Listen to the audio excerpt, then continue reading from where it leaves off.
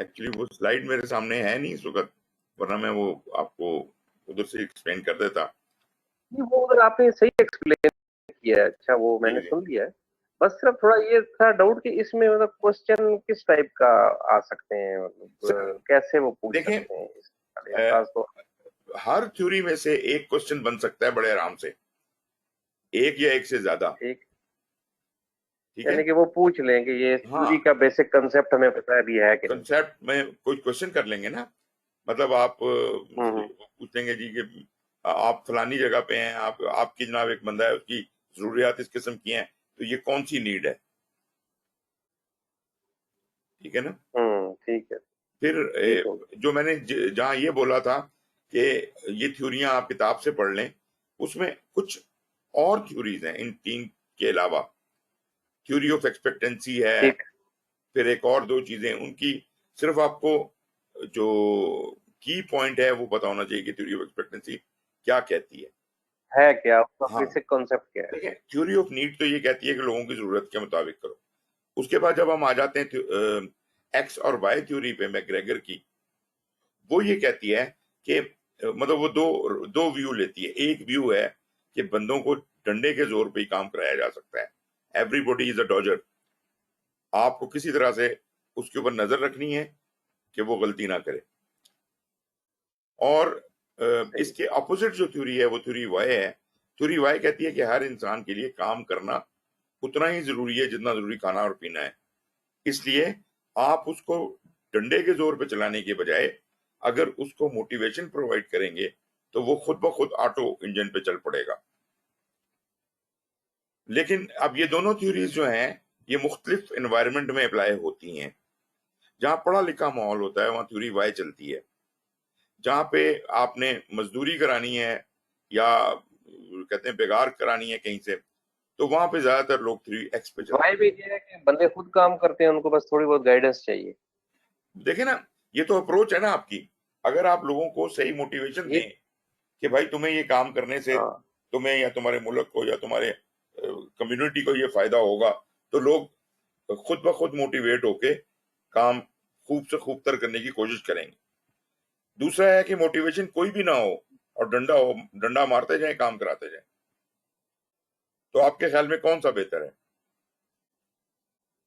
लाजिम है motivate motivation, करके राइट। Motivate is better. अब लेकिन हिस्टोरिकली जैसे एराम मिस्र बने, बाकी जो जितने भी काम है, हिस्टोरिकली थ्योरी एक्स ज्यादा एक्टिव रही है। हम ये तो नहीं कह रहे कि थ्योरी एक्स का इस्तेमाल आजकल नहीं हो सकता, लेकिन हम ये कहना चाह रहे हैं कि हमें अपनी अप्रोच बदलने की जरूरत है। तो यहाँ पे एक एलिमेंट जो हमें इस थ्योरी में नजर आया वो था कि डंडे से मोटिवेशन की तरफ। अब मोटिवेशन को अगर आप ले लें तो तीसरा मुझे हर्जबर्ग था शायद, मुझे उसका नाम सही तरह याद नहीं आ रहा। हर्जबर्ग की थ्योरी में वो ये कहता है कि ये जो नीड की हायरार्की बनाई थी मैस्लो ने, उसके अंदर कुछ नीड्स तो ऐसी हैं जो आपके मोटिवेटर्स हैं और कुछ चीजें ऐसी हैं जो डिमोटिवेटर्स हैं। मिसाल के तौर पे उसने कहा जी एक तो बेसिक ऑर्डर की नीड्स हैं कि एक आदमी, जैसे मैं एक इंसान हूं और इंसान होते होने के नाते ये मैं अपना हक समझता हूं कि मुझे रोटी मिलनी चाहिए, मुझे रिहाइश के लिए जगह मिलनी चाहिए। ये वो हक हैं जो मैं बगैर मेहनत के भी हासिल करना अपने लिए जरूरी समझता हूं। अगर मेरे एम्प्लॉयर ने मुझे हायर कर लिया है तो मैं उसके लिए अगर एवरेज परफॉर्म करूं तो फिर भी वो मुझे रोटी तनख्वाह वगैरह तो देगा। लेकिन देगा ठीक। ये तो है डीमोटिवेटर्स कि अगर मुझे रोटी या तनख्वाह ना दी जाए तो मैं काम नहीं करूंगा। और मैं अगर काम आम आम सा भी करूं, एवरेज सा भी करूं, तो मैं अपना हक समझता हूं कि ये मुझे मिलना चाहिए। बल्कि ना भी करूं तो मैं अपना ये हक समझता हूं कि भाई मैं नौकरी कर रहा हूं इसकी, तो मुझे तनख्वाह तो मिलनी चाहिए। अगर मेरी कोई तनख्वाह रोकेगा तो मैं नौकरी छोड़ने के बारे में सोचूंगा या वट। इसके बाद ये तो है डीमोटिवेटर्स। डीमोटिवेटर्स आप अगर दूर नहीं करते तो आपके लोग बिल्कुल ही आपके लिए काम शायद ना करें। इससे ऊपर का लेवल आ जाता है मोटिवेटर्स का। मोटिवेटर्स में आप लोगों को कोई ऐसी इंकरेजमेंट्स देते हैं जिससे वो, जिसे हम कहते हैं ना कि आउट ऑफ द ऑर्डिनरी काम करने लगते हैं, जिसको हम कहते हैं फौज में अबव एवरेज या आउटस्टैंडिंग। मतलब वो ऐसा परफॉर्म करने लगता है जो आम एवरेज आदमी नहीं कर रहा होता, लोगों से बढ़ के करता है। उसको कोई मोटिवेशन होगी तो कर रहा है, वो मोटिवेशन प्रोवाइड करना। उसी मैस्लो के ऊपर अगर आप इसको अप्लाई करें तो वो जो उसके निचले लेवल थे वो काउंट करते हैं डिमोटिवेटर्स की तरफ। मतलब ये कि रोटी, पानी, खाना, नींद, कंफर्ट, ये वो चीजें हैं जो आपके डिमोटिवेटर्स बन जाते हैं अगर ना प्रोवाइड हो तो। और इससे ऊपर के लेवल में अगर आप एक्सेल करना चाहते हैं, अगर आप चाहते हैं कि आपकी ऑर्गेनाइजेशन परफॉर्म करे, वेल परफॉर्म करे, तो आपको लोगों को मोटिवेटर्स देने पड़े। ये है जी उसकी थ्योरी। फिर थ्योरी ऑफ एक्सपेक्टेंसी अभी मुझे सही तरह से याद नहीं आ रही, उसके अंदर गालिबन इसका क्या नाम है? आप ये जो अभी बताई है, इसका नाम क्या है? ये हेर्ज़बर्ग की थ्योरी थी ये। हेस्बर्ग। मैकग्रेगर की थी, हेर्ज़बर्ग की थी, उसमें मेंशन है सारी की सारी, और किताब में भी आपको मिल जाएंगी। और एक वो एक्सपेक्टेंसी की थ्योरी को एक नजर देख लें कि वो क्या कहती है। किताब में डिटेल दी हुई है या ये सिर्फ मेंशन ही है? क्योंकि वो किताब नहीं, मैं नहीं देख सका, लेक्चर ही सुना था। इवन आपकी पीएमबीओ के अंदर ना ये चीज डिस्क्राइब्ड है। आप इवन उसके इंडेक्स से भी जाके देखेंगे बैक साइड पर जो किताब के वो बना होता है, तो वहां से आप मैस्लो को ढूंढेंगे तो वो मिल जाएगा आपको। ऑल्दो मिल वो जाए। बहुत ज्यादा डिटेल में एक्सप्लेन नहीं होगा, लेकिन कम से कम उसका मेंशन जरूर होगा। हाँ, अलबत्ता इन हाँ, चीजों को बेसिक ज्यादा, कॉन्सेप्ट। जी बेसिक कॉन्सेप्ट जरूर होगा कि ये होता क्या है। लेकिन अगर आप इसको और ज्यादा बेहतर तरीके से समझें, मतलब मिसाल के तौर पे एचआर की किताब उठा लें या इंटरनेट के ऊपर थोड़ा सा सर्च करें, तो आपको ये चीज और बेहतर समझ आ जाती है। ठीक। लेकिन इन चीजों को लाइट ना लेंगे यार, ये तो बस मतलब थ्योरेटिकल है। थ्योरेटिकल कुछ भी नहीं है। आप यकीन करें प्रैक्टिकल लाइफ के अंदर ये चीजें ज्यादा इंपॉर्टेंट हैं टेक्निकल इश्यूज से। आप, नहीं, मैं आपको शायद एक बात बताऊं इंटरेस्टिंग। जी जी आज इत्तेफाक से मौका मिल गया कि और कोई नहीं, जी जी तो ये एक कंसेप्ट हमने पढ़ा ना, सर्वेंट लीडर वाला। जी जी बिल्कुल। तो मैं जब प्रोजेक्ट पे था, मतलब सीईओ था, प्रोजेक्ट चला रहा था, जी अनिल, उस वक्त मुझे इस टर्मिनोलॉजी का पता नहीं था कि ये क्या होती जबरदस्त। है ना। मैंने सुनी नहीं हुई थी ये अच्छा टर्मिनोलॉजी। अच्छा। लेकिन मेरा अपना मैं तो वही ग्रूम तो उसी स्टाइल में हुआ था ना, ऑटोक्रेटिक स्टाइल में, कि यार ये डंडे के जोर पे काम करा। बिल्कुल बिल्कुल यही होता है हमारे साथ। तो लेकिन मेरा एक पर्सनल जो स्टाइल था ना, वो ये हम्म था, ये वाला था कि हम शाम को ना, मतलब लोगों को पता था कि हमारा प्रोजेक्ट है क्या, हम्म सबको पता था। हम्म, तो हम शाम को सिर्फ 15 मिनट के लिए इकट्ठे होते थे। ठीक, मैं उनको कुछ भी नहीं बताता था कि कल क्या करना है। सही है। मैं उनसे पूछता था, अच्छा क्या प्लान है जी आप लोगों का? बिल्कुल वो बिल्कुल। सारे अपना अपना खुद बताते थे कि ऐसे करेंगे, वैसे करेंगे। अब उसके अंदर जो एम्बेडिमेंट होते थे ना, यस यस। किसी को कोई रिसोर्स चाहिए कि सर ये है, वो गाड़ी अगर डंपर 1 से 2 हो जाए, वो ये हो जाए, वो हो जाए, बिल्कुल बिल्कुल वो बिल्कुल हम उस 15-20 मिनट, आधे घंटे में सॉर्ट आउट कर लेते बिल्कुल बिल्कुल। कि ठीक है जी यार, इधर से आपको है इधर कोऑर्डिनेशन, एमटी हवलदार भी उधर ही बैठा है, ये वो सारे हम्म बैठे हैं। हम्म, तो मेरे बैठने की वजह से वो जरा रिस्पॉन्सिव भी हो जाते थे कि भाई, वरना बिल्कुल वो उनको छोड़ दिया जाए। तो मेरे एग्जैक्टली। बैठने का सिर्फ मकसद ये होता था बिल्कुल कि मीटिंग में सीरियसनेस रहे। एग्जैक्टली। तो हम 15 मिनट से लेके आधे घंटे की मीटिंग करते थे। बेहतरीन और बेहतरीन। वो खुद ही मशवरे भी लेके आते थे कि सर अगर इसको ऐसे से ऐसे कर ले तो ज्यादा बेहतर नहीं हो जाएगा? हम्म, तो मैंने कहा ठीक है, आपकी सजेशन सही लग रही है, कर लें। बिल्कुल बिल्कुल। और मतलब मीटिंग इतनी छोटी होती थी कि लोगों ने रिक्वेस्ट की कि सर चाय होनी चाहिए मीटिंग में। अच्छा, सही तो है। मैंने कहा ठीक है, चाय मंगवा लो। हाँ, अच्छा, अगले दिन मैंने कहा आपको कोई मसला होगा। वो हम्म, हुआ ये कि हमारी तो मीटिंग खत्म हो गई 15 से 20 मिनट में। सही है। तो चाय जब 25 बंदों के लिए आएगी तो सर्व होते होते टाइम लगता है। अब बिल्कुल वो बिल्कुल। चाय सर्व हो गई, चाय पीनी शुरू की, तो मुझे और सवाल याद आना शुरू हो गया कि यार वो हम्म, काम बताया था उसका क्या हुआ। वो फिर उन्होंने कहा सर चाय रहने दें। सही बात है। तो अब पढ़ी ये चीजें पढ़ी हैं तो देखा है कि यार उस वक्त मैं सोचता था कि यार ये इस तरह चल रहे हैं हम, बिल्कुल तो अब ये पढ़ी है तो लगा कि यार ये भी एक कॉन्सेप्ट है जिसको मैं बिल्कुल अपने तौर बिल्कुल पे ही करता था। सर जी, हम और करते हैं। अब मुझे ये बहुत सी पढ़ के चीजें थोड़ी हैं, सी तकवीयत मिलती है यार, ये भी बहुत होता है। सारी चीजें ऐसी हैं जो हम लोग अपनी सर्विस के दौरान कर रहे होते हैं।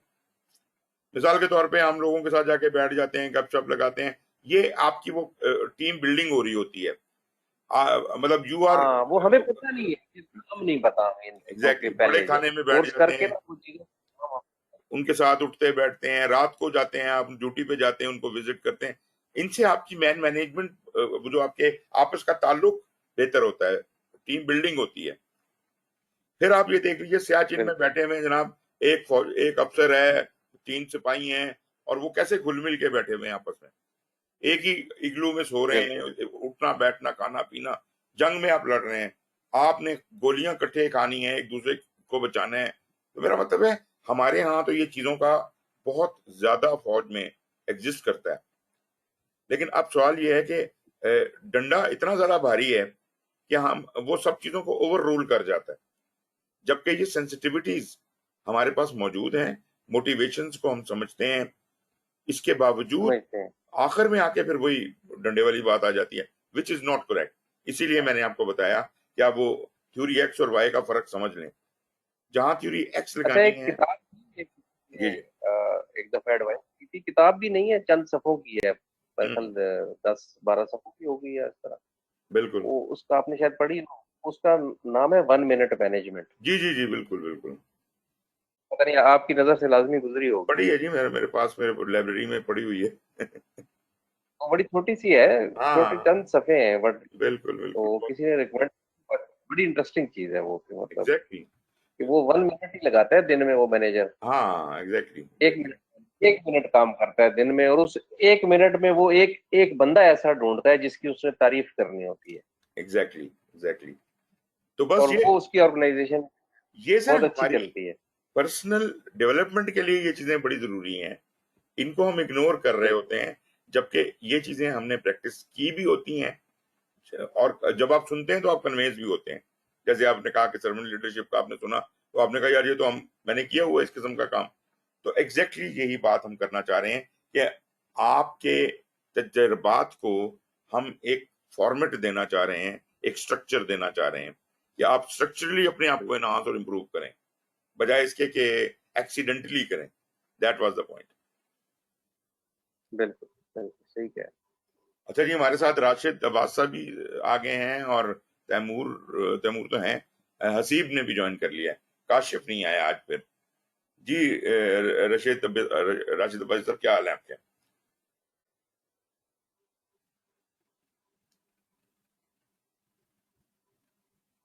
सर, आवाज आ रही है मेरी? सर आपकी आवाज मुझे आ रही है, मेरी आ रही है आवाज? जी जी, बिल्कुल बिल्कुल आ रही है। कैसे हैं आप? आप खैरियत से हैं सर? ठीक ठाक हैं? जी बिल्कुल जबरदस्त, A1। तो राइट, और हसीब आप कैसे हैं? अस्सलाम वालेकुम जी। हाँ, ठीक ठाक हूँ मैं भी। काम नहीं आप ठीक। सुनाएं, सब खैरियत? जी बिल्कुल बिल्कुल। अच्छा जी, मेरा ख्याल है चैप्टर तो फोर्थ मॉड्यूल तो आप सबने खत्म कर ही लिया होगा। अभी हम डिस्कस कर रहे थे तैमूर साहब के साथ के ये जो चीजें हम पढ़ते हैं, ऑल्दो दे लुक बोरिंग कि यार ये क्या अंग्रेजी और फलसफा आ गया है, लेकिन ये चीजें मैंने ये बता रहा था कि ये जरूरी हैं, और ये हम जिंदगी में प्रैक्टिस करते हैं। जिसके ऊपर तैमूर साहब ने वो एक किस्सा बताया कि किस तरह उन्होंने ये फील किया कि पर्सनल एक्सपीरियंस में जो चीजें वो कर रहे थे, उसमें सर्वेंट लीडरशिप के एलिमेंट्स इन्होंने एक्सपीरियंस किए हुए हैं, लेकिन एज सच ये बाय नेम नहीं जानते थे कि इसे क्या कहते हैं। एग्जैक्टली वही बात जो मैंने अभी मैं कह भी रहा था कि ये चीजें हम वक्तन फवक्तन सीखते रहते हैं एक्सीडेंटली।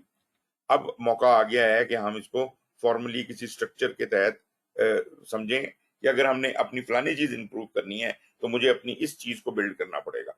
और फिर इस चैप्टर के अंदर बहुत सी चीजें डिस्कस हुई हैं, एम्पैथी डिस्कस हुई है, इमोशनल इंटेलिजेंस डिस्कस हुई है।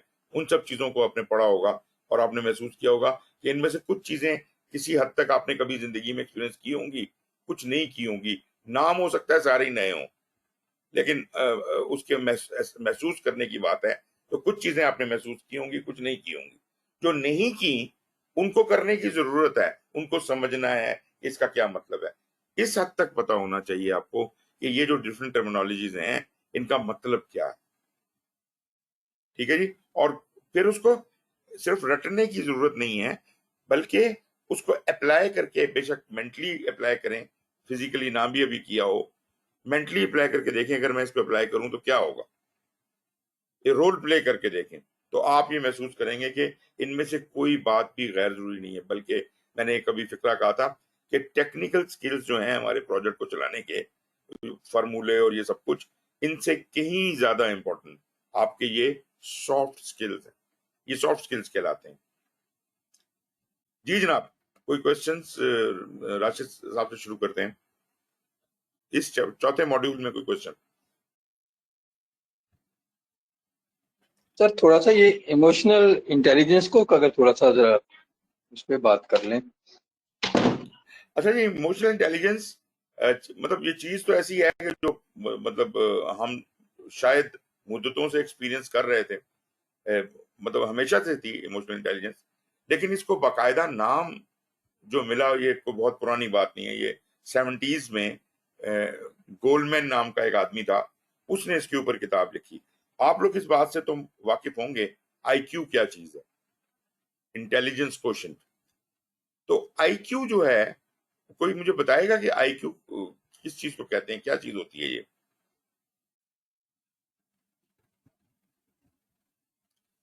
जी ऋषि साहब, आईक्यू से आप क्या मतलब लेते हैं?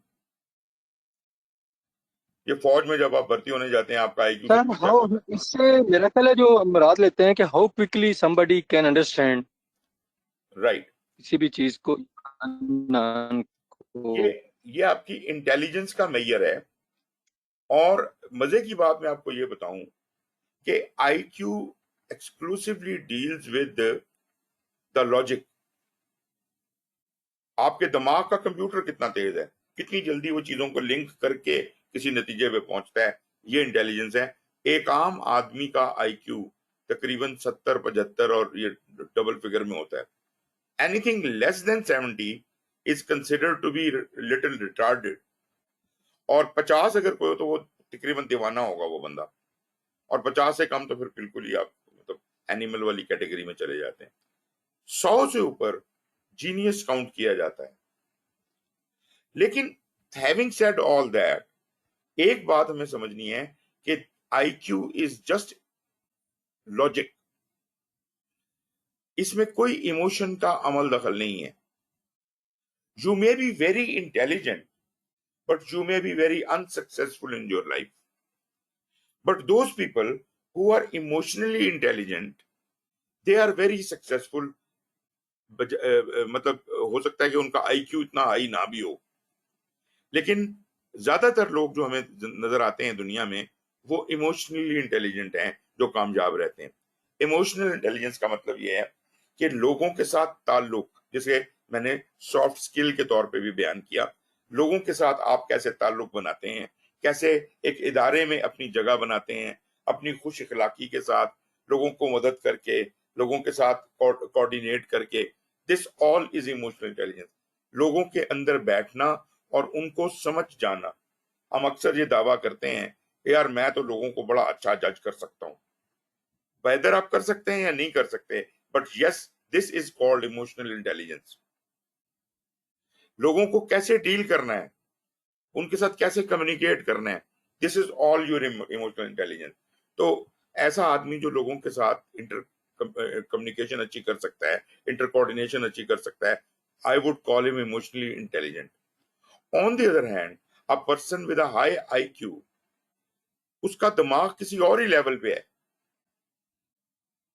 आम आदमी जिस तरह से सोचता है, जो 70-75 का आईक्यू रखने वाला जिस तरह से चीजों को सोचता है, लॉजिक को इंटरप्रेट करता है, एक हाई आईक्यू का आदमी उससे कहीं ज्यादा तेज करता है। और प्रैक्टिकली स्पीकिंग, वो कहता है यार ये क्या रिटार्डेड किस्म के लोग हैं, इनको बात ही नहीं समझ आती। So he feels himself superior to them या सेपरेट फ्रॉम देम, कि यार इन लोगों के साथ तो मेरा गुजारा नहीं है। ऑल्दो ये लोग जो हाई आईक्यू के होते हैं ये गिनती में बहुत कम होते हैं, लेकिन इस वजह से कि वो आम लोगों जैसे नहीं होते, वो लोग काइंड ऑफ जिसे कहते हैं ना इंट्रोवर्ट बन जाते हैं। और ये एक मैं आपको क्यों इतनी लंबी कहानी सुना रहा हूं, ये जो इंट्रोवर्ट होते हैं ये जिंदगी में सक्सेसफुल नहीं होते। अमूमन हाई आईक्यू का आदमी जिंदगी में सक्सेसफुल नहीं होता। मैं जब हाई आईक्यू कह रहा हूं तो I mean very high IQ. ठीक है जी। मेंसा का एक ग्रुप बना हुआ है, वो मेंबरशिप उसी बंदे को देते हैं जिसका आईक्यू 150 से ऊपर हो। उसकी वजह यह है कि एक ऐसी कम्युनिटी हो जो आपस में बात कर सके, एक दूसरे की फ्रीक्वेंसी को समझ सके। वहां पे फिर ये लोग बैठ के आपस में एट होम फील कर सकते हैं। खैर एनीवेज ये डिस्कशन एक तरफ। तो IQ is not sufficient to be successful in life, या जो हमारी मैनेजमेंट के इश्यूज हैं उसके लिए IQ can be one element कि हाँ यार आईक्यू बेहतर बेहतर होना चाहिए, लेकिन बहुत ही हाई आईक्यू भी हमें नहीं चाहिए। ये फौज का भी यही असूल है ना कि आपका आईक्यू चेक किया जाता है, लेकिन बहुत हाई आईक्यू के बंदे को भी सिलेक्ट नहीं किया जाता, बहुत लो आईक्यू के बंदे को भी सिलेक्ट नहीं किया जाता, एवरेज आईक्यू के लोगों को लिया जाता है। एनीवेज हैविंग सेड दैट, अब जनाब ये जो इमोशनल इंटेलिजेंस है इसमें बहुत से एलिमेंट्स आ जाते हैं। मिसाल के तौर पे एक बहुत इंपॉर्टेंट एलिमेंट है एम्पैथी। बाकी चीजें लिखी हुई हैं उन स्लाइडों के ऊपर, वो आप देख भी सकते हैं। एम्पैथी क्या चीज है? एम्पैथी कोई बताएंगे जी? Anybody can guide me, empathy क्या चीज है? तैमूर साहब।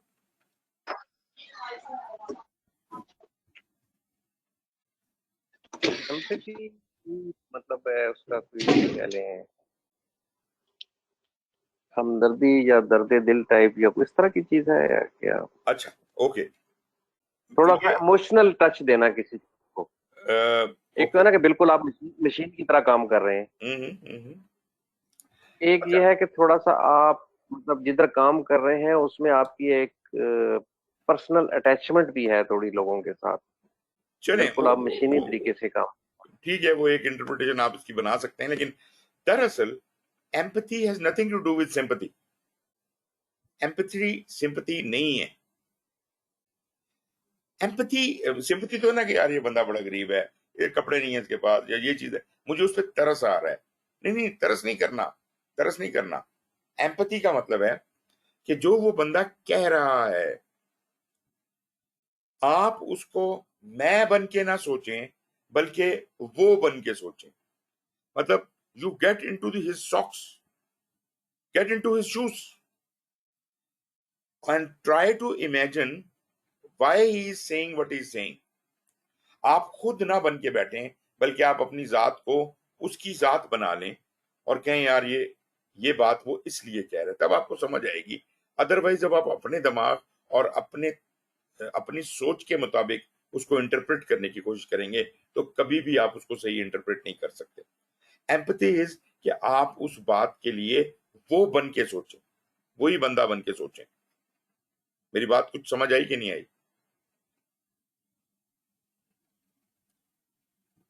जी जी जी जी। सर समझ आ गई। तो ये इसको कहते हैं जी एम्पैथी, और आगे इसकी आपको बहुत सारी एग्जांपल्स मिलेंगी। मैं थोड़ा सा आगे चलता हूं जहां पे इसका एम्पैथी वगैरह का जिक्र है, कि इसको हम सही तरह से एड्रेस कर सकें। ये तो समझ आ गया होगा ना आपको, जो टीम बनती कैसे, फॉर्मिंग स्टॉर्मिंग वाली बात, इसमें तो कोई शक नहीं है ना। अर्न वैल्यू भी हम पहले कवर कर चुके हैं।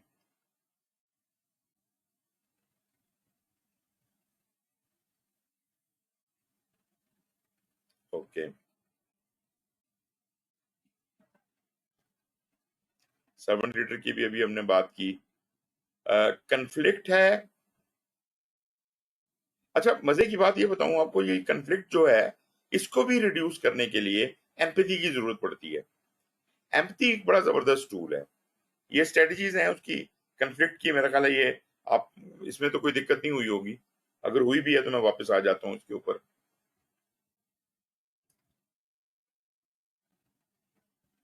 ये हमारे स्टेक होल्डर्स हैं और आई होप आपको ये स्लाइड नजर आ रही है जो मैं चला रहा हूँ।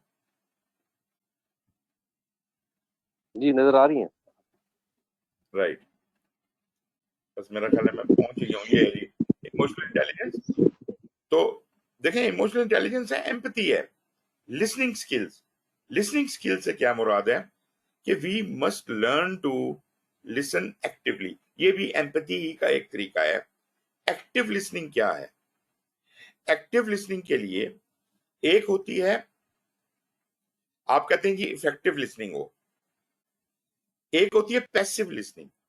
पैसिव लिसनिंग वो है जो हम अमूमी तौर पे जिंदगी में करते हैं कि भाई एक बंदा बोल रहा है और एक सुन रहा है, और वो अपनी चॉइस की चीजें करता है, बाकी कुछ और सोचता रहता है।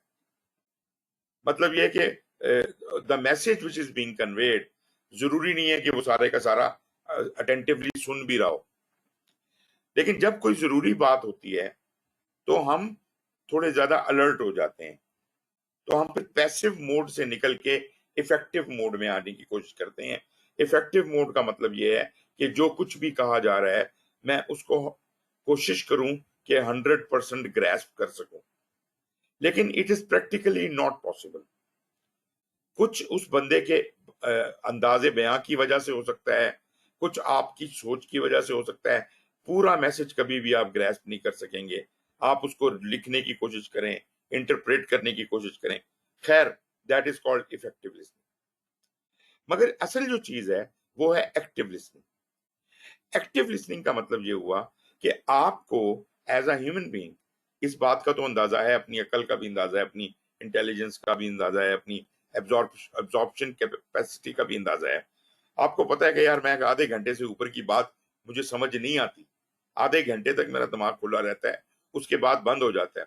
तो आप क्या करें कि आप आधे घंटे तक गौर से वो बात सुने और उसे एब्जॉर्ब करें। इतना तो आपकी कैपेसिटी है एब्जॉर्ब करने की। और मीनवाइल उस सारी बात जो उस आधे घंटे में आपने सुनी है उसका अपने दिल में खलासा करते जाएं, और उस खलासे को एक एक छोटे से एक आधे मिनट के सवाल में कन्वर्ट करें and put this question back to the speaker कि सर आपका ये मतलब है कि ये ऐसे होता है। जरूरी नहीं है कि आपका सवाल कोई नया सवाल हो, आप उसी की बातों को उससे कंफर्म कर सकते हैं। उसके आधे घंटे के लेक्चर को आप एक सवाल की सूरत में एक आधे मिनट के अंदर उसको बयान करके कह सकते हैं, sir this is what you wanted to convey.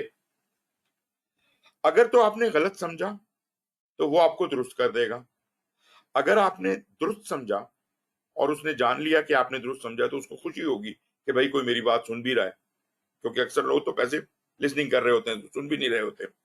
और एक तीसरा बहुत बड़ा एडवांटेज कि जो बाकी लोग सुन रहे हैं उनको ब्रेक मिल जाएगी।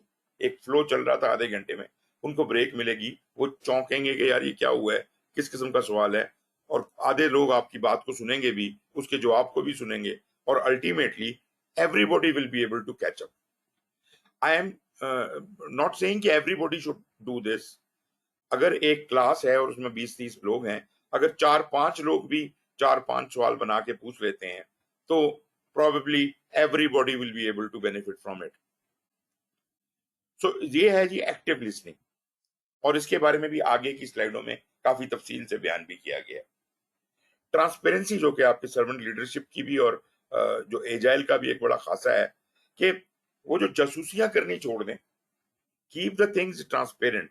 जब आपके लोगों को ये बात पता होगी कि आप जो कुछ कर रहे हैं वो बिल्कुल क्रिस्टल क्लियर है, कोई झूठ नहीं है, कुछ छुपाया नहीं गया, तो एवरीबॉडी विल बी कॉन्फिडेंट यार हमारा बॉस। और अब आप वो जिक्र कर रहे थे यूनिट्स का, यूनिट में एक कल्चर बड़ा ही स्टूपिड किस्म का एग्जिस्ट करता है, और वो है जासूसी का।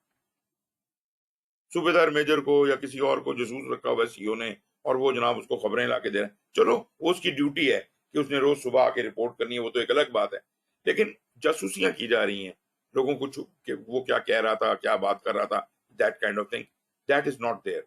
ट्रांसपेरेंसी मीन्स दैट पीपल, आप ऐसा माहौल कल्टीवेट करें कि सब लोग एक दूसरे को कॉन्फिडेंटली देख सकें, खुले दिल के साथ बात कर सकें, ट्रांसपेरेंसी हो, कोई चीजें छुपाई ना जाए। प्रॉब्लम सॉल्विंग आप लोग समझते हैं, मोटिवेशन के मॉडल्स की हम पहले बात कर चुके हैं, वो जो हमने कहा था क्या कहते हैं मैकग्रेगरी और ये वो सब, वो मोटिवेशन के भी के मॉडल्स हैं। तो ये है जी इमोशनल इंटेलिजेंस के हवाले से। आप इमोशनल इंटेलिजेंस में यहाँ पे जो टेक्स्ट मौजूद है उसको देख लेते हैं, इसके अलावा कोई बात है तो ये वो बातें कर रहे हैं जी, ये एलिमेंट्स हैं। कुछ चीजें तो पर्सनल स्किल्स है ना, आपको अपने बारे में पता होना चाहिए। बात ये कि ये जितनी बातें हम कर रहे हैं इन सब के लिए किताबें लिखी हुई हैं जबरदस्त किस्म। एक किताब है द फिफ्थ डिसिप्लिन, बहुत ही आला किताब है, जिसमें ये बात उसने बहुत आला तरीके से डिफाइन की है कि पहले अपने आप को जानो, फिर अपनी ऑर्गेनाइजेशन को जानो, अपनी टीम को जानो, अपनी ऑर्गेनाइजेशन को जानो, दैट काइंड ऑफ थिंग। इस तरह आप अपने आप को ग्रूम करते हैं। तो सेल्फ अवेयरनेस अपने लेवल पे, पर्सनल लेवल पे होनी चाहिए। अब फिर आपने एक डिसिप्लिन अपने अंदर रखना है, सेल्फ को रेगुलेट करना। कि तो एक चीज कहते हैं पूरी डिसिप्लिन वाली बात कि जी इस तरतीब से मैं काम करूंगा, और अपने आप को पहले तो मोटिवेट करें। ये चीजें आपने पर्सनल लेवल के ऊपर करनी है।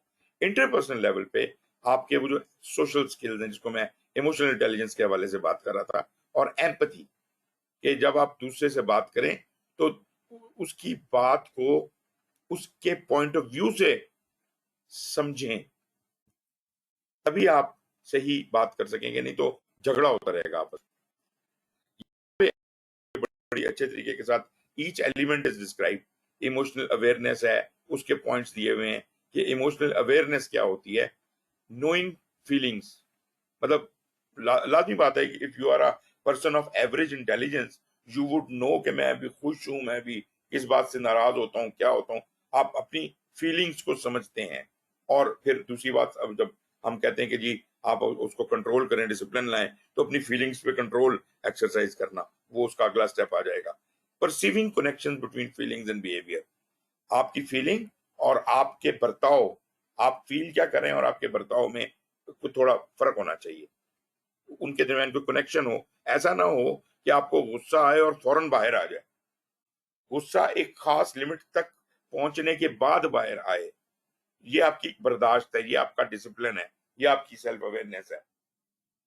Recognizing how emotions affect performance और being conscious of values and goals, अपनी जाती वैल्यूज, मैं क्या करना चाहता हूं। वो कहते हैं, अक्सर लोगों से मैं जब पूछता हूं ना जी कि आप क्या, मतलब आपकी जिंदगी का मकसद क्या है, तो we are very unclear about it, most of us. मतलब 80 to 90% लोगों से जब आप जो पूछते हैं कि आपकी जिंदगी का मकसद क्या है, वो ऐसी बोंगियां मारते हैं। किसी को नहीं पता हम क्या, क्यों पैदा हुए हैं, हम क्या करना चाहते हैं, हमने क्या करना है। सो एक डिसिप्लिन्ड आदमी को अपना पता होना चाहिए कि मैं किस रुख पे जा रहा हूं और मैंने क्या करना। वैल्यूज गोल्स अपने जाती, फिर एक्यूरेट सेल्फ असेसमेंट, अपनी वीकनेसेस और स्ट्रेंथ्स को जाने। आपको अपने ब्लाइंड स्पॉट्स का पता होना चाहिए, जैसे गाड़ी में नहीं होता ब्लाइंड स्पॉट, आपको अपने ब्लाइंड स्पॉट्स का पता होना चाहिए कि कौन सी चीजें मैं नजर तही कर जाता हूं और कौन सी चीजें आपको इमोशनली ट्रिगर करती हैं। मेरा मतलब है ये जो चीजें लिखी हुई हैं, ये मुझे पढ़ने की जरूरत नहीं है। This is something you should be able to translate. बड़ी क्लियर टर्म्स में लिखा हुआ है। सेल्फ कॉन्फिडेंस को कहता है एक्सप्रेसिंग पोटेंशियली अनपॉपुलर ओपिनियन। क्या मतलब हुआ, ये हम करते हैं ना। This is the self confidence कि भाई मैं कॉन्फिडेंटली एक ऑडियंस के सामने खड़ा होके कोई बात बोल सकूं, भले वो बात आम ओपिनियन के खिलाफ ही क्यों ना हो। बहादुरी भी है इसमें थोड़ी सी, इसमें सेल्फ कॉन्फिडेंस भी है, रिस्क लेने का एलिमेंट है। फिर आपकी सेल्फ एश्योरेंस है, मुझे अपनी बात पर या अपने आप पर यकीन है। Having knowledge of self esteem, proficiencies and being decisive, कितनी चीजें हैं जो आपको सेल्फ कॉन्फिडेंस में ना जाहिर हो रही हैं। और एज अ फौजी तो आप लोग ट्रेंड ही इन चीजों के लिए हुए हैं। मतलब आप लोगों का जो सबसे इंपॉर्टेंट स्किल है वो तो आपको फौज ने सिखा दिया, लीडरशिप। और लीडरशिप के अंदर ये सब चीजें आपने किसी न किसी रंग में, किसी न किसी तरह से पढ़ी हुई हैं। मतलब आप स्टाफ कॉलेज तक भी जाते हैं, सब कुछ करते हैं, तो ये चीजें तो आपकी वेल ग्रूम्ड है। मगर एट द सेम टाइम एक बात की एहतियात कि फौज की लीडरशिप में और दूसरी लीडरशिप में जरा फर्क है। आप जब मैनेजेरियल काम में आते हैं तो लीडरशिप में वहां फौज में डंडे का इस्तेमाल काफी ज्यादा होता है। वो जैसे हम बात पहले भी कर रहे थे, तो डंडे का इस्तेमाल आपको खत्म करना पड़ेगा। मतलब मैं लीडरशिप में जब मास्टर्स करने के लिए गया तो वहां पे प्रोफेसर ने पूछा लीडरशिप क्या होती है, तो मैंने कहा जी मसला ही कोई नहीं है, डंडा पड़े हो तो भड़का दो सबको, कैसे कोई काम नहीं करेगा। उसने मेरी बात सुन ली और बाकी लोगों से भी पूछा, मुख्तलिफ मुल्क से लोग आए हुए थे और उन सब ने अपने अपने ओपिनियंस दिए और मैं हैरान हुआ कि किसी ने भी वो बात नहीं कही जो मैंने कही थी। उसके बाद फिर उसने जब चीजें एक्सप्लेन करनी शुरू की तब मुझे समझ आया कि हम तो सारी जिंदगी जिस चीज को लीडरशिप कहते रहे हैं वो लीडरशिप थी ही नहीं। लीडरशिप तो सर्वेंट लीडरशिप है। तो खैर एनीवेज, वो जैसे बात पहले भी हुई है, लेकिन ये कि ये चीजें हमें अपने अपने बर्ताव में डील करनी होंगी। फिर आप ये चीजों को पढ़ लें, कोई ऐसी बात नहीं है कि मैं कोई नई बात करूंगा। सेल्फ कंट्रोल आपको एक्सरसाइज करना चाहिए, ट्रस्ट वर्दीनेस, कंसेंशियसनेस, अडेप्टेबिलिटी, इनोवेशन, इस तरह बहुत अच्छे तरीके के साथ इसने ये सारे एलिमेंट्स बयान किए हुए हैं। हाँ, अगर कोई एलिमेंट समझ नहीं आता तो मैं बयान कर देता हूँ, लेकिन ये चीजें जो हैं बहुत मेरे हिसाब से अच्छे तरीके से यहाँ डिफाइन हुई हुई हैं। यहाँ पे उसने जनाब वही बात जो एक्टिव लिसनिंग की मैं करता था, इंटरपर्सनल और टीम स्किल, क्योंकि जब आप वो तो पहले तो हम सेल्फ अवेयरनेस वगैरह की बात कर रहे थे ना, अब आप आ जाए टीम के ऊपर। जब हम दो बंदे बात करेंगे या किसी ग्रुप में बात होगी, एक्टिव लिसनिंग की जरूरत आपको तब पड़ेगी। कम्युनिकेशन स्टाइल्स हैं, इमोशनल इंटेलिजेंस भी यहाँ पे इस्तेमाल होगी। इन्फ्लुएंस करना है आपने, मोटिवेट करना है।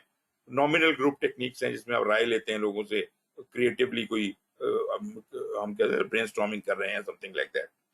पॉलिटिकल अवेयरनेस आपको होनी चाहिए, नॉट इंटरनेशनल लेवल या कोई national level, this is your organisation level. एक ऑर्गेनाइजेशनल पॉलिटिक्स होती है, उसको समझने की जरूरत होती है। और फिर ट्रांसपेरेंसी, जैसे हमने पहले भी कहा, ट्रांसपेरेंसी हमारे लिए बहुत ज्यादा जरूरी एलिमेंट है। अगर हम चीजों को सेगमेंट्स में अलग अलग करके रखेंगे तो कंफ्यूजन होगी। मतलब कोई लोगों में कॉन्फिडेंस, जो कहते हैं ट्रस्ट नहीं आएगा। ट्रस्ट वर्दीनेस के लिए जरूरी है कि ट्रांसपेरेंसी क्रिएट की जाए, जो हो रहा है सबको पता हो। एक्टिव लिसनिंग की मैंने आपसे बात की थी, ये स्लाइड बहुत अच्छी तरीके के साथ बयान करती है कि इसमें कहता है जी 3 स्टेजेस हैं। पहले तो आप जो कुछ सुना है उसको रिपीट करें, उसकी जिस्ट निकालें उस मैसेज की, और वेरीफाई करें उस मैसेज को स्पीकर से। ये है रिफ्लेक्टिंग। उसके बाद अटेंडिंग है, lean slightly towards the speaker. ये क्या, आप क्या करें, आप अपने आप को इंगेज कर रहे हैं जब वो बोल रहा है।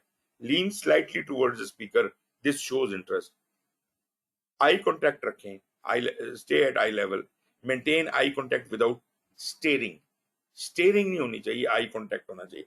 इवन जब हम पब्लिक स्पीकिंग में लोगों को बताते हैं, हम उन्हें कहते हैं, स्पीकर को भी हम ये बताते हैं, maintain eye contact with the class या ऑडियंस। बहुत जरूरी है। ऐसे लोग जो आई कॉन्टैक्ट नहीं रखते वो क्या कहते हैं, कॉन्फिडेंट नहीं होते। आई कॉन्टैक्ट सारे लोगों से कैसे रखा जा सकता है, उसका बड़ा जबरदस्त फार्मूला है। अगर आप बोल रहे हैं, आप तकरीर कर रहे हैं, तो आप कभी एक सेगमेंट ऑफ पीपल की तरफ देखें, कभी करीब वालों पे देखें, कभी पीछे वालों पे देखें, कभी दाएं वालों पे देखें, कभी बाएं वालों पे, कभी किसी किसी एक आदमी के साथ अपनी आईज लॉक कर लें, कभी एक दूसरे के साथ कर लें।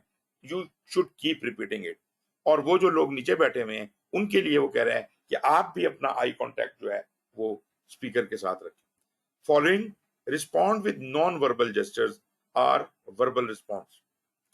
मतलब सर हिलाना और क्वेश्चंस आस्क करना, allow speaker a moment to collect their thoughts, so that kind of thing, this is all contributing towards your active listening, जो कि आपके इमोशनल इंटेलिजेंस को अप्लाई करने का एक टूल है। फिर जनाब ये थ्योरी ऑफ साइकोलॉजिकल टाइप्स हैं कार्ल जंग की, उसको देखा जा सकता है। मेयर्स ब्रेक की थ्योरी है, कैथरीन कुक ब्रेक्स और आइजेबल ब्रेक की। डिस्क की का असेसमेंट टूल है। ये इनके बारे में बहुत ज्यादा तफसीलात आपको इस किताब में नहीं मिल रही, इसके लिए आपको शायद थोड़ा सा सर्च करना पड़े। ये जो डिस्क है, ये आप अपनी पर्सनैलिटी को एनालाइज करने के लिए करते हैं। ये DISC, ये 4 सेक्शंस बनते हैं कि आप किस चीज में कितने अच्छे हैं और फिर किस तरह से अपने आप को जज करेंगे। ये डिफरेंट जितने भी हैं, थ्योरी ऑफ साइकोलॉजिकल टाइप्स और मेयर्स ब्रैग और ट्रू कलर मेथोडोलॉजी, ये सब मेथड जो चीजें हैं, ये आप अपने आप को और अपनी कम्युनिटी को जज करने की कोशिश करते हैं ताकि आप कैसे अपने आप को एनहांस और इम्प्रूव कर सकते हैं। Although they are separate subjects all together, पूरा पूरा कोर्स डिस्क के ऊपर भी होता है, मेयर ब्रेक के भी होता है, each one of these things. तो ये कुछ 5-6 थ्योरीज इसने दी हुई हैं कि ये टूल्स हैं जिनसे आप अपने जो ग्रुप की वो चीजें हैं इम्प्रूव कर सकते हैं। फिर वो जो मैस्लो की हायरार्की ऑफ नीड है वो आपको नजर आ रही है कि वो उसका कनेक्शन, और ये बहुत अच्छे तरीके के साथ उसने बताया जी कि ये देखें फिजियोलॉजिकल नीड्स हैं, सबसे छोटी नीड्स आपकी खाना पीना, गर्मी सर्दी, ये वो सेफ्टी, आपको अपनी हिफाजत, पहले तो खाने पीने की फिक्र होती है ना बंदे को, भूखा हूं, उसके बाद फिर वो कहता है जब मैं आराम करना चाहता हूँ या मैं दरवाजा बंद करना चाहता हूँ, कुछ सेफ्टी की नीड्स होती हैं। फिर बिलोंगिंग्स उसके बाद आती हैं, फिर जब बिलोंगिंग्स भी आ जाती हैं फिर उसके ऊपर आपको फिर अपना स्टेटस याद आता है कि जी मैं उससे सीनियर हूँ, वो मेरे से जूनियर है, उसने मुझे सलूट क्यों नहीं किया, दैट काइंड ऑफ थिंग। तो एस्टीम आ जाती है और सेल्फ एक्चुअलाइजेशन, जब आप उस लेवल पे सीनियरिटी के लेवल पे पहुंच जाते हैं, जब आप कहते हैं कि अब मेरे से लोग सबक हासिल करें, मतलब मैं मुफ्त अपना जो ज्ञान है वो बांटना चाहता हूँ, दैट काइंड ऑफ थिंग। मतलब आपको उस वक्त उसकी इस बात की फिक्र नहीं होती कि मुझे इसकी कोई पेमेंट मिलेगी कि नहीं मिलेगी, you have reached that upper level. अच्छा, अब यहाँ पे ये देखिए कि पर्पस ऑर्गेनाइजेशनल थ्योरी का क्या था कि एफिशिएंसी और प्रोडक्टिविटी को इंक्रीज किया जाए, प्रॉब्लम्स को सॉल्व किया जाए, लोगों को मोटिवेट किया जाए और स्टेक होल्डर्स की रिक्वायरमेंट को समझा जाए। तो जब तक मैं लोगों की हायरार्की ऑफ नीड को नहीं समझ रहा, तब तक मैं इन चीजों को अंडरस्टैंड नहीं कर सकूं। फिर इसकी जो मैंने आपको बताई मैस्लो की थ्योरी ये है, मैकग्रेगर की थ्योरी एक्स और वाई में आपसे डिस्कस कर रहा था तैमूर साहब, मैकक्लेलैंड की अचीवमेंट थ्योरी है, हर्सबर्ग की मोटिवेशन थ्योरी है। सो मैं सिर्फ ये कह रहा था कि इन सब चीजों को थोड़ा थोड़ा सर्च कर लें, एक थोड़ा पढ़ लें इन चीजों को, ताकि आपको अंदाजा हो जाए कि ये है क्या। You must have a brief idea, correlate आप खुद ही कर लेंगे अपने आप के साथ, जैसे मैंने अभी आपको गाइड किया। फिर ये जनाब उसके आगे गाइडलाइंस हैं कि आप अपने की स्टेक होल्डर्स के साथ, अब हम इमोशनल इंटेलिजेंस को समझ ही गए हैं तो आपको वो समझ आ जाएगी, recognise your own emotions and behaviours, अपने समझें, लोगों के समझें, उनके आपस का ताल्लुक समझें, ये वो बात सारी बयान की गई है। फिर इसको अप्लाई कैसे करना है टीम को ट्रैक पे रखने के लिए। अब आप अगर इमोशनली इंटेलिजेंट हैं, अच्छा जैसे आईक्यू टेस्ट होता है, इमोशनल इंटेलिजेंस भी चेक होती है, इसके भी इंटरनेट के ऊपर काफी टूल्स अवेलेबल हैं, आप अपना टेस्ट दे सकते हैं कि आप लोगों से कैसे बिहेव करते हैं, कितनी देर कम्युनिकेट करते हैं, कैसे करते हैं। तो उसकी बुनियाद के ऊपर वो आपको इमोशनल इंटेलिजेंस का भी एक स्कोर देता है। तो मैं आई विल स्ट्रांगली रिकमेंड कि अगर आप अपना इमोशनल इंटेलिजेंस का स्कोर भी चेक करें तो आपको अंदाजा हो कि यार मैं कोई बहुत ही ज्यादा इंट्रोवर्ट टाइप का बंदा तो नहीं हूं, मुझे थोड़ा सा घुलना मिलना चाहिए लोगों के अंदर, सोशल होना चाहिए। तो inspire, motivate and influence team members and stakeholders, appraise team performance against key performance indicator, और ये केपीआईज को फिर उसने आगे डिफाइन किया है। की परफॉर्मेंस इंडिकेटर्स होते हैं ये कहीं पे भी जहां मॉनिटरिंग कर रहे हैं या वैल्यूएशन कर रहे हैं, तो जो बंदा ऊपर बैठा होता है ही नीड्स टू कंफर्म कि जो कुछ भी नीचे हो रहा है वो हमारे बेसिक मकासद के तहत हो रहा है।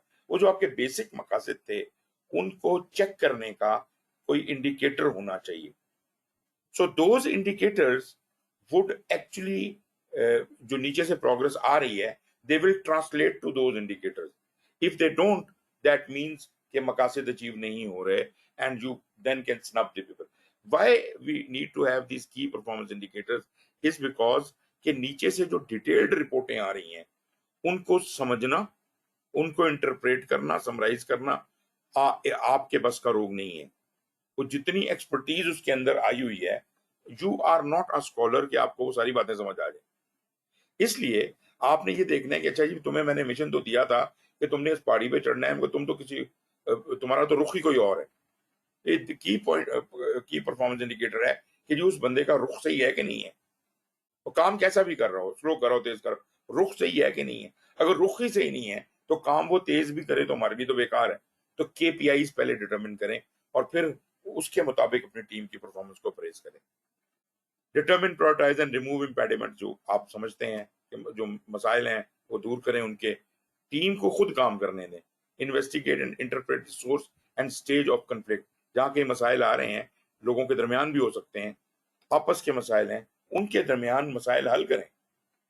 You are the resolver as a leader, it is your responsibility. और मजे की बात यह कि लीडर का मतलब ये कतन नहीं है कि you are senior to them. आपने ये समझना है कि आप उनमें से ही एक हैं। मैं अभी एग्जांपल दे रहा था कि जब सियाचिन में कि एक इग्लो के अंदर 4 बंदे सोए होते हैं जिसमें एक अफसर होता है और 3 जो हैं वो बिल्कुल ही सिपाही होते हैं, उस वक्त वो सिर्फ इंसान होते हैं।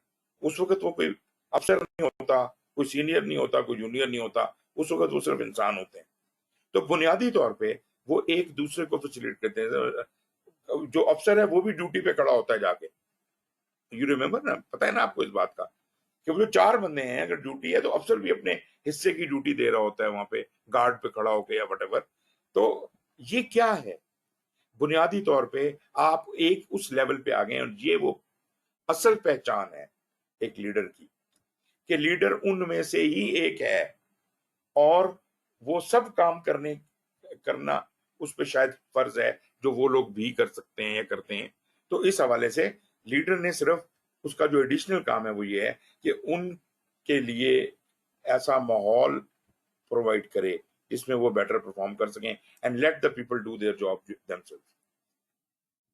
स्टेक होल्डर की एंगेजमेंट को देखें, रिकग्नाइज मेंटरिंग अपॉर्चुनिटीज, कहाँ किसी को जरूरत है आपकी मेंटरिंग की। Promote team performance through application of emotional intelligence. अब आपको लोगों को ग्रूम भी करना है। खुद तो आप सीख गए कि इमोशनल इंटेलिजेंस क्या होती है, लेकिन आपने ये इमोशनल इंटेलिजेंस अपने लोगों में पैदा भी करनी है। ये जी, ये सारी बातें हो गई। कोई चैप्टर तो खत्म हो गया, पीछे कहते हैं तो कि मैं चला जाता हूँ जहां भी।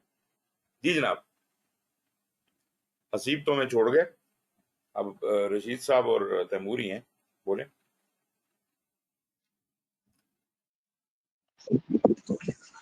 सर ठीक है आपने वो, लेकिन ये एक थोड़ी सी दरमियान में सर ये जो कैलकुलेशन वगैरह हुई हुई है PV की EV वगैरह की, सर हमने पहले इसके ऊपर अगर कोई एग्जांपल हो। पहले हमने डिस्कस नहीं किया अर्न वैल्यू को। नहीं, अर्न वैल्यू आपने डिस्कस की थी। हाँ जी, ये जो इन्होंने इंडेक्स और बाकी चीजें निकाली हैं, मैं वैसे कह रहा था कि अगर इसकी कोई सॉल्व एग्जांपल हो या कोई चीज हो, कोई स्लाइड, वो हमें बेशक कोई इधर सेंड कर दें, हम उसको देख के तो फिर उसको जरा थोड़ा सा स्टडी कर लें, क्योंकि उसमें बहुत सारी चीजें उसने निकाली है ना। उसका वेलोसिटी इंडेक्स है, फिर वो कुछ इंडेक्स वगैरह, काफी सारी चीजें उसके अंदर। सर आप देखें, वो पहले आप एक हमने काम कुछ करें, एनालाइज करा। आप एक काम कीजिए, वो जो आपको मैंने प्रेजेंटेशंस दी है ना, उसके अंदर जो जहाँ पे प्रेजेंटेशंस पड़ी हुई हैं, वहां पर जी सर, जी मेरी पुरानी प्रेजेंटेशंस पड़ी हैं PMBO के 6 की। अच्छा सर, ठीक है जी, उसके अंदर से आप कॉस्ट वाला चैप्टर खोलें और या PMBO के अंदर आप खोल लें कॉस्ट वाला चैप्टर और उसको एंड पे जाके उसके अंदर अर्न वैल्यू को देखें, वहां पे ये सब दिया हुआ है। लेकिन मेरी प्रेजेंटेशन में बहुत सारी एग्जांपल भी दी हुई है। एक्चुअली बात ये है कि उसके क्वेश्चन मैं आपको सॉल्व करा सकता हूँ, लेकिन इतना ज्यादा टाइम नहीं है हमारे पास कि हम वो चीजें सारी कर सकें। जब मैं मतलब पढ़ाता हूँ, स्केड्यूलिंग पढ़ाता हूँ यूनिवर्सिटी स्टूडेंट्स को, तो उनका तो पूरा सेमेस्टर होता है सिर्फ स्केड्यूलिंग सीखने के लिए, अर्न वैल्यू सीखने के लिए, तो उधर हम बहुत तफसील में जाते हैं। बट एनीवेज मैं जनरली आपको एक थोड़ा सा बयान कर देता हूँ, बल्कि मेरा ख्याल है स्लाइड की जरूरत ही नहीं है, बगैर स्लाइड के मैं बात कर लेता हूँ।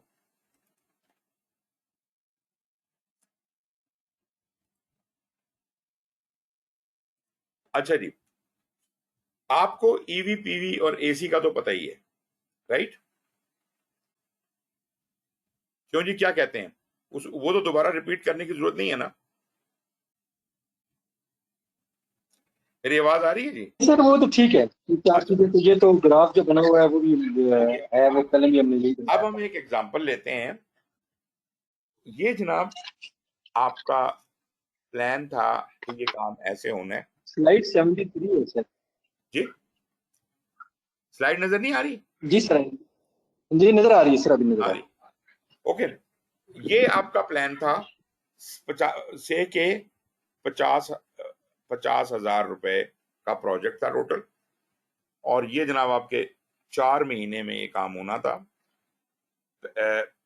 और मैं ऊपर ये भी बना देता हूँ कि वो काम क्या थे। फर्ज करें ये एक एक्टिविटी थी, ये दूसरी एक्टिविटी थी, ये तीसरी थी, ये एक चौथी एक्टिविटी थी, ये पांचवी थी, ये जनाब आपकी टोटल एक्टिविटीज थी। अच्छा, अब उसको ये जो गैन चार्ट बना हुआ था उसको मैंने ट्रांसलेट किया पैसों में कि कौन कौन से काम कब कब खत्म होने चाहिए। तो मुझे हर काम का बजट तो पता था, तो मैंने उससे budgeted value of every task उठाई और उसके हिसाब से मैंने कैलकुलेट कर लिया, फॉर एग्जांपल कि इस पॉइंट तक कौन कौन से काम हो जाने चाहिए। फॉर एग्जांपल इस पॉइंट तक ये 2 काम हो चुके होने चाहिए, राइट। तो इन 2 कामों का फर्ज करें इसका 5,000 रुपया था, इसका 10,000 रुपए का काम था, ये बजट में लिखा हुआ था। तो मैंने कहा जी कौन से काम कंप्लीट हो चुके होंगे इस पॉइंट तक, तो ये हो गया इस पॉइंट तक 15,000 के काम, ये मेरे प्लान्ड की वैल्यू है, ये जगह की वैल्यू है, इस जगह की। So this is my planned value. 15,000 ये है जी 15,000 इस पॉइंट के ऊपर। इस पॉइंट तक कितने काम हो चुके होने चाहिए? I am only not talking about जो काम मुकम्मल हो चुके होंगे।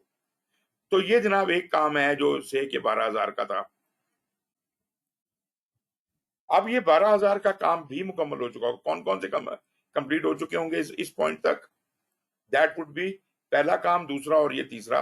तो टोटल क्या बना? 15 और 12 27K। सो ये है जी ये पॉइंट, ये वाला पॉइंट जो है, दिस इज 27,000। उसके बाद जनाब जब मैं इस पॉइंट पे आता हूं तो इस पॉइंट पर ये एक्टिविटी भी कंप्लीट, मैं इनके नाम लिख देता हूं। ये ए है, ये बी है, ये सी है, ये डी है, ये ई है और ये एफ है। अच्छा, ये 27,000 तो हो गया जी दूसरे महीने के एंड तक। तीसरे महीने के एंड तक क्या क्या कुछ कंप्लीट हो जाएगा? सी भी कंप्लीट हो जाएगा जो कि पहले कंप्लीट नहीं हुआ था, और ई भी कंप्लीट हो जाएगा। तो सी फर्ज करें 21,000 का था, तो 21 का ये, और ई जो है वो फर्ज करें 5,000 का था। तो 5 और 21 उसमें और ऐड हो जाएंगे, तो ये 26 ऐड हो जाएंगे 27 में। ये हो जाएगा क्या? क्या 51 हो जाएगा? नहीं, 3।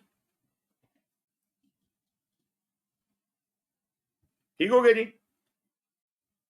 तो ये वाला जो पॉइंट आपको नजर आ रहा है, इस वक्त तक बजट में 53,000 का काम हो चुका होना चाहिए। तो मैंने ज्यादा अमाउंट बहुत बड़ी लगा दी। Let us reduce it to 11। तो 11 अगर मैं कर दूं तो ये 43 हो जाएगा। और फर्ज करें कि ये आखिरी वाला काम 7,000 का था, तो ये जो हाईएस्ट पॉइंट है सारे काम जो है, टोटल बजट जो है हमारा है 50 का, ये 43 है। यहां तक बात हो गई जी। पीवी की वैल्यूज मैंने एस्टेब्लिश कर दी। पहले महीने का पीवी 15,000, दूसरे महीने का 27,000, तीसरे महीने का 43 और आखिर में 50। 4 महीने का प्रोजेक्ट है, 50,000 में ये काम हो जाना है। तो this is how I intended this project to go. ऐसे इसको मूव करना चाहिए और ये मेरा प्लान है। यहां तक कोई शक तो नहीं है जी? जी जनाब। जी सर, ठीक है, ओके, ठीक है सर, आगे चलिए। अब जनाब मैं क्या करता हूं, मैं कहता हूं जी एक्टिविटी करें। अच्छा, एक बात मैं क्लियर कर दूं जो आपने नहीं पूछी। अक्सर लोग ये कहते हैं कि एक एक्टिविटी जो कि ये डी है वो क्यों नहीं काउंट की, वो शुरू तो हो चुकी है। तो यहाँ पे इसका रूल, जो एक डिफॉल्ट रूल है वो ये है, उसे कहते हैं 0-100 रूल। मतलब जब तक कोई काम मुकम्मल नहीं होता इट इज नॉट काउंटेबल। लेकिन और ये डिफॉल्ट रूल है कि बुनियादी तौर पे जब तक कोई काम मुकम्मल नहीं होता हम उसको मुकम्मल उसकी पेमेंट नहीं करते। एक तरह से जब कोई काम डिलीवर नहीं होगा तो मैं पेमेंट क्यों करूं। इसी तरह से जब तक कोई काम मुकम्मल नहीं होता हम उसको मुकम्मल उसके ऊपर पैसे जो खर्च हुए हैं वो उस वक्त तक जायज नहीं है।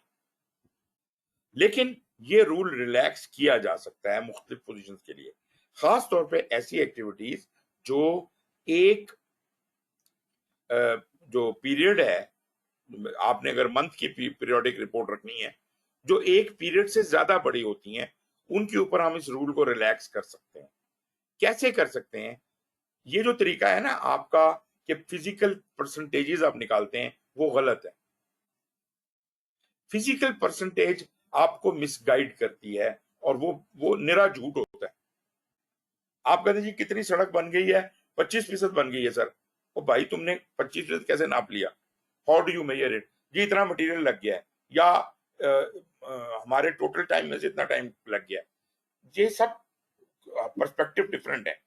आप कितने ही एक्यूरेट क्यों ना हो, लेकिन everybody is not speaking the same language, मगर जो अर्नड वैल्यू की लैंग्वेज है ये सेम है।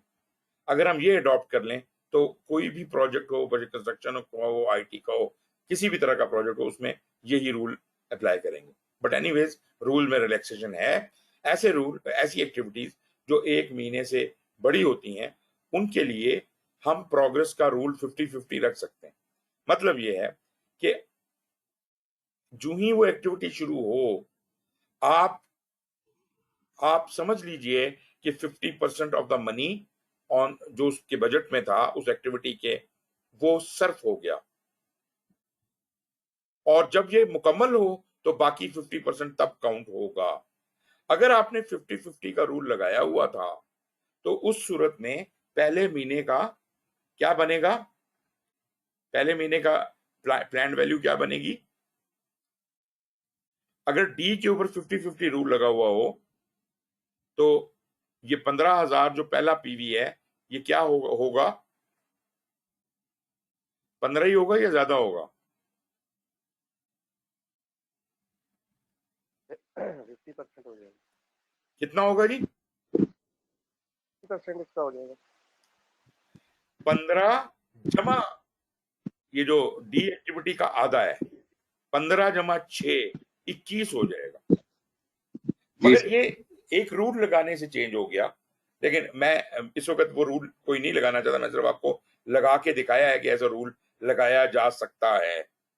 ओके, प्रैक्टिकली जब मैं काम करना शुरू किया तो पता चला कि ये जो एक्टिविटी नंबर 1 और 2 हो जानी चाहिए थी, एक्चुअली 1 तो हो गई, 2 नहीं कंप्लीट हुई अभी तक।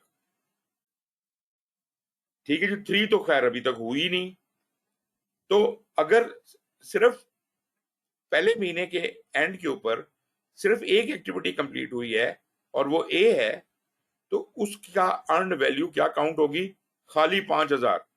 सो अर्न वैल्यू आप देखें यहां करके आएगी कहीं 5,000। आप कहेंगे यार वो 10 तो 9,000 का काम तो हो चुका है। सॉरी सर, रूल इजाजत नहीं देता। अगर 0-100 का रूल लगा हुआ है तो we do not have permission to amend it. Rule बनाए जाते हैं प्लानिंग शुरू करने से पहले। जब कॉस्ट मैनेजमेंट प्लान डेवलप किया जा रहा होता है उस वक्त ये सारे असूल और जवाबित बना लिए जाते हैं। हर प्रोजेक्ट के लिए मुख्तलिफ, थोड़े बहुत मुख्तलिफ हो सकते हैं, लेकिन ये असूल और जवाबित बना दिए जाते हैं कि अगर एक्टिविटी की ड्यूरेशन एक पीरियड से लंबी हो तो क्या रूल होगा, 2 पीरियड से लंबी हो तो क्या रूल होगा, 3 पीरियड वगैरह वगैरह। अगर आपने वो रूल नहीं बनाया तो फिर इसका मतलब है कि 0-100 का rule stands good. So in this case अगर 0-100 पे सारी एक्टिविटीज काउंट हो रही हैं तो, और एक ही एक्टिविटी ए एक्टिविटी कंप्लीट हुई है, तो आपकी अर्न वैल्यू सिर्फ ए के बराबर होगी जो कि 5,000 का बजट रखा गया था, जबकि आपने जो काम करना था वो 15,000 का था। इसका मतलब है कि परफॉर्मेंस वाइज स्केड्यूल में हम पीछे हैं। कम वैल्यू है ना अर्न जो की है, हम पीछे हैं। सवाल है कितना पीछे हैं? तो हम ये तो नहीं बता सकते कि कितने दिन पीछे हैं। हम ये बता सकते हैं कि 10,000 रुपए का काम हमने नहीं कर पाए। जो बजट में 10,000 रुपया रखा गया था उसका काम हम नहीं कर पाए।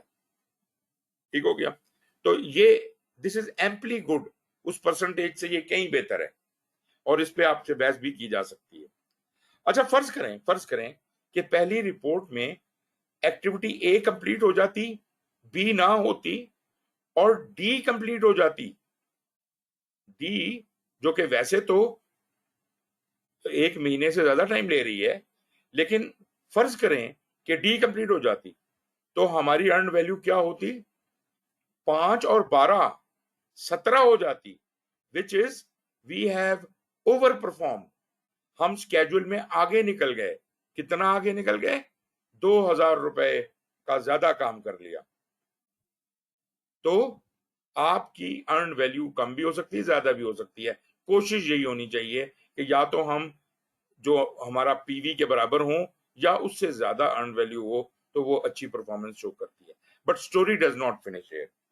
खैर एनीवेज जी, जब मैं कॉस्ट देखता हूं तो पता चलता है 7,000 रुपया खर्च हुआ है, क्योंकि कॉस्ट जो लेनी है, एक्चुअल कॉस्ट जो आपने अब तक जितना काम किया है उसमें एक्चुअल कॉस्ट कितनी खर्च हुई है, तो वो 7,000 रुपए खर्च हुए।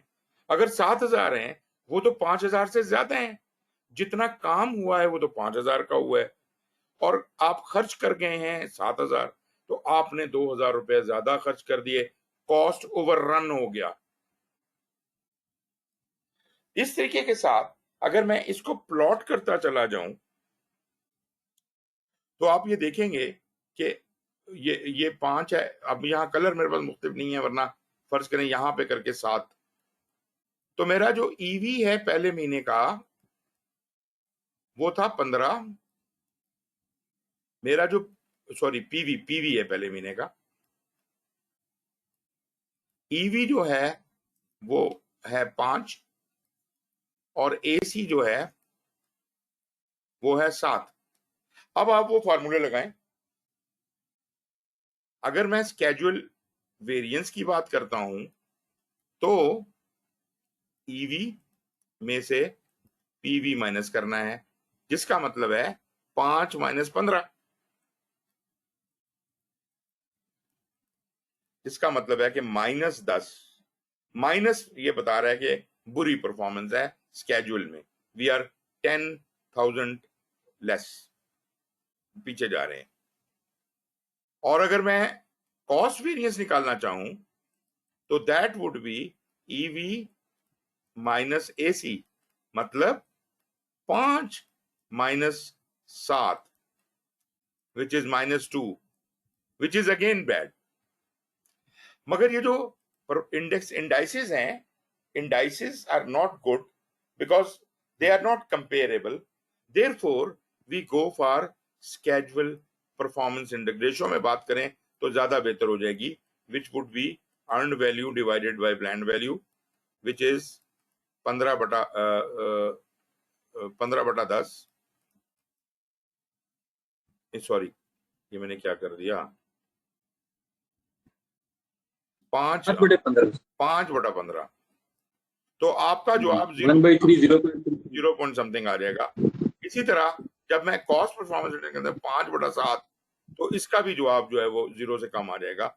इसका मतलब है कि हम कॉस्ट परफॉर्मेंस में भी पीछे हैं और इसमें भी पीछे हैं, स्केड्यूल परफॉर्मेंस में भी। तो स्केड्यूल परफॉर्मेंस इंडेक्स और कॉस्ट परफॉर्मेंस इंडेक्स। इसके अलावा फिर और भी इसके अंदर फार्मूले हैं कि आप कहते हैं कि जी अच्छा ये तो निकल आया, अब फर्ज करें मैं पहले महीने पे खड़ा हूं तो अब तक मेरी ये परफॉर्मेंस है, 4 महीने का प्रोजेक्ट है, अब तक ये परफॉर्मेंस है, तो पूरे प्रोजेक्ट के ऊपर इसका असर जाएगा कि नहीं जाएगा? लाजमी जाएगा। इसका मतलब है अगर मैं I am performing 1/3 in schedule, if I am performing 1/3 in schedule, तो आपका स्केड्यूल फिर प्रोजेक्ट 4 महीने में कंप्लीट होने के बजाय 4 into 3 12 महीने में कंप्लीट होगा। क्या कहते हैं? जी सर ठीक है। और मतलब यह है कि आपकी लाइन जो है ये और ऊपर की तरफ चलती चली जाएगी। तो अगर मैं कॉस्ट के सर अब हमें जी मैं कहा सर अब हमें समझ आ गई है, ये जो गवर्नमेंट रोज कहती है कि हमारे इशारे मुस्बत की तरफ जा रहे हैं, बिल्कुल इसका मतलब यही है। बिल्कुल एग्जैक्टली। देखें बात है कि ये जी सर। इंडेक्स है, ये इंडाइसिस है ना, जी इंडेक्स की तरह के केपीआई होते हैं उस तरह की चीज है। इससे ऊपर जी से देखने वाले जो बॉस है उसको सिर्फ सीपीआई और एसपीआई बता दें तो उसको क्लियर आइडिया हो जाएगा। उसको ये बताने की जरूरत नहीं है सर चूंकि फलाना बंदा आज नौकरी पे नहीं आया था, वो बीमार हो गया था इसलिए। ये एक्सक्यूजेस हैं, these excuses are not required. आप बताएं परफॉर्मेंस क्या है आपकी, तो परफॉर्मेंस आपकी जी सर। स्केड्यूल कॉस्ट की ये है आपके साथ, ये बता दें आप उसे, और वो फिर इसके हिसाब से आपका कान मरोड़ देगा, आपको अगला टारगेट दे देगा या वटेवर। ठीक है जी। और इसी से यहां से आगे हम इंटरप्रेट करते हैं, फोरकास्ट करते हैं कि अगर अब तक हमने हर 5,000 जहां खर्च करना था वहां 7,000 खर्च किया है, तो प्रोजेक्ट जो कि 50,000 था तो कितना खर्च हो जाएगा? 70,000। जी सर। ठीक है ना जी? ये फोरकास्टिंग कहलाती है, ये फोरकास्टिंग। तो ये EAC जो होता है ना, एस्टिमेट एट कंप्लीशन, ये है कि 70,000 इसमें एस्टिमेट एट कंप्लीशन। और इसको निकालने का तरीका बड़ा सिंपल है। इसका तरीका होता है कि बजट एट कंप्लीशन 50,000 है, डिवाइडेड बाय सीपीआई। सीपीआई जो पॉइंट जो भी जवाब आया आपका डिवाइड कर लें तो जवाब 70,000 आ जाएगा, राइट। और वैसे अगर ये बात ऐसे समझ नहीं आती तो आप यूं समझिए कि अगर 5,000 का काम हम 70 में करते हैं, सॉरी 7 में करते हैं, तो 50 का कितने में होगा ये वो क्रॉस मल्टीप्लिकेशन करके देख लें, कोई बात है 70 में। तो ये बीएससी डिवाइडेड बाय सीपीआई भी वही बात है, ये वही फार्मूला है। ठीक है सर, ये इंशाल्लाह अभी कर लेंगे सर, इसको एक एग्जांपल दिख करके करते हैं ना सर, इंशाल्लाह समझ आ जाएगा। इसको देखें वैसे, और इसको बहुत इंटरेस्टिंग है अगर आपको समझ आ जाए। नहीं तो इसके बारे में मैं कोई अलग सेशन ले सकता हूँ या कोई पुराना रिकॉर्डेड वीडियो भी आपको दे सकता हूँ। ठीक है सर, चलें हम इसको स्टडी कर लेते हैं सर। तो टाइम सर काफी हो गया है। हाँ जी बिल्कुल, बातें ज्यादा हो गई हैं आज। तैमूर भी इधर ही है मेरे ख्याल है, तो जी जी जी, thank you very much sir most आज वेलकम के जी, लेक्चर के लिए। Most welcome, take care, thank you very much जी, खुदा हाफिज। सर